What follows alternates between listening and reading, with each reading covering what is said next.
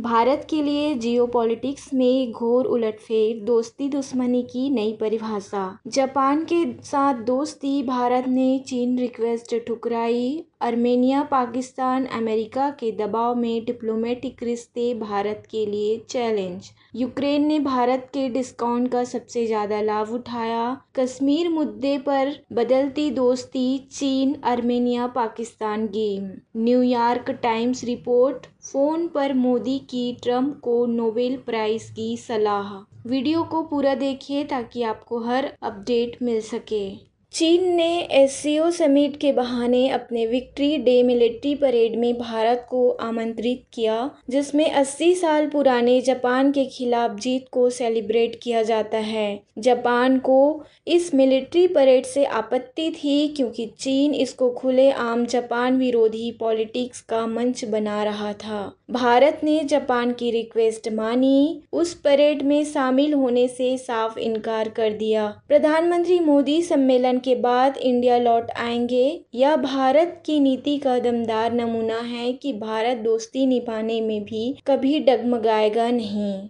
दुनिया के 26 देशों ने परेड में जाना एक्सेप्ट किया, लेकिन भारत ने प्रोटोकॉल और मित्रता दोनों साथ रखी। पहली बार आर्मेनिया और पाकिस्तान अधिकारियों के बीच फोन वार्ता और डिप्लोमेटिक रिलेशंस बनाने की घोषणा हुई। इतिहास में आर्मेनिया पाकिस्तान में कोई ऑफिशियल रिश्ता नहीं था। पाकिस्तान कभी भी आर्मेनिया जनसंहार को मान्यता नहीं देता था और आर्मेनिया कभी पाकिस्तान को स्वीकार नहीं करता था। लेकिन अमेरिका ट्रंप प्रशासन ने दोनों पर दबाव डाला कि वे कूटनीतिक संबंध स्थापित करें। भारत के लिए ये बड़ा मोड़ है। आर्मेनिया, जो अभी तक कश्मीर मुद्दे पर खुलकर भारत के समर्थन में था, अब डिप्लोमेटिक बैलेंसिंग पर आ सकता है। पाकिस्तान के लिए यह डिप्लोमेटिक जीत है। आगे देखना दिलचस्प होगा कि भारत आर्मेनिया डिफेंस डील्स पर इसका क्या असर पड़ता है। नेक्स्ट अपडेट है, यूक्रेन ने भारत के डिस्काउंट पर सबसे ज्यादा लाभ उठाया।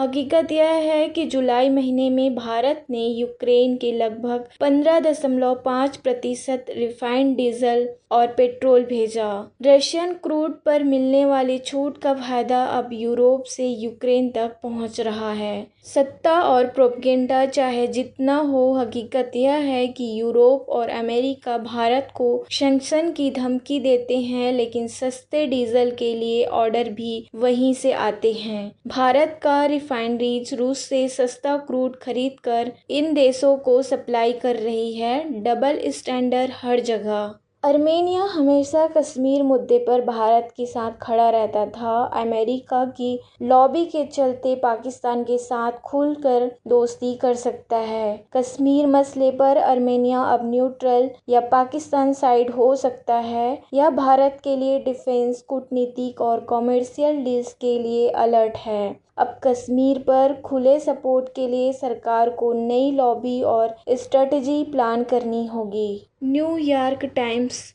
रिपोर्ट किया है कि आखिरी फोन पर ट्रंप ने प्रधानमंत्री मोदी जी से खुद को नोबेल प्राइज के लिए नॉमिनेट कराने की विनती की, जैसे पाकिस्तान ने किया था। मोदी जी ने फोन पर दो टूक कहा, Bharat Pak cease fire America के कारण नहीं बल्कि पाकिस्तान की रिक्वेस्ट पर हुआ। क्वाड समिट जो इस साल भारत में होने वाला था, वह ट्रंप एडमिनिस्ट्रेशन की अजीब मांगों के कारण रुक गया। जापान ने कृषि सेक्टर को सेफगार्ड करने के लिए अपने ट्रेड नेगोशिएशन रोक दिए। यानी अब अमेरिका का प्रेशर भारत के अलावा जापान ने भी साफ रिजेक्ट किया। भारत और जापान दुनिया को दिखा रहे हैं कि हम अपनी डोमेस्टिक प्रायोरिटीज और राष्ट्रीय हित में किसी भी ताकत के सामने कभी नहीं झुकेंगे। और अमेरिका की डेड इकोनॉमी कहने वाले ट्रंप के लिए सबसे बड़ा झटका, क्योंकि इस क्वार्टर में भारत 7.8% और जापान 1% जीडीपी ग्रोथ दिखा चुके हैं। कई यूरोपियन देश तो विकास की जगह कॉन्ट्रैक्शन में चले गए हैं। हमारा उद्देश्य आपको अंतर्राष्ट्रीय राजनीति, डिफेंस, स्पोर्ट्स और भारत केंद्रित अपडेट्स सरल भाषा में देना। जुड़े रहिए। जय हिंद, वंदे मातरम।